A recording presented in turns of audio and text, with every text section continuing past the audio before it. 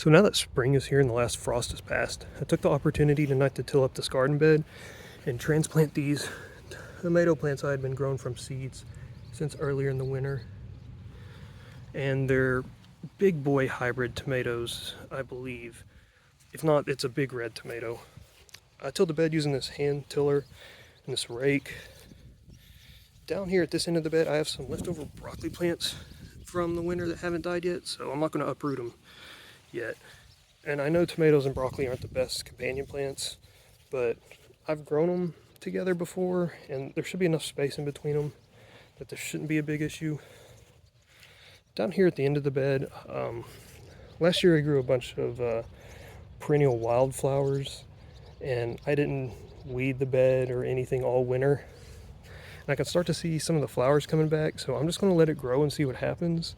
Hopefully it attracts a lot of pollinators when these tomato plants start flowering. And over here on the porch, I have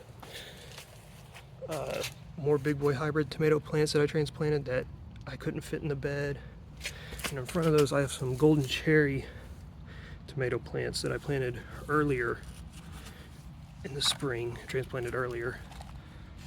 I usually grow them in these cups. I just throw a bunch of tomato seeds in here, and once they start sprouting, I transplant them into the beds. And usually I'll grow 3 to 4 plants per pot, and it gets a little crowded, but it usually doesn't affect the yield, and they still grow pretty big and they last all through the fall.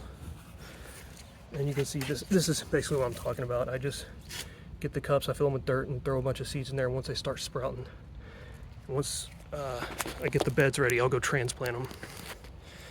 And that's it for now.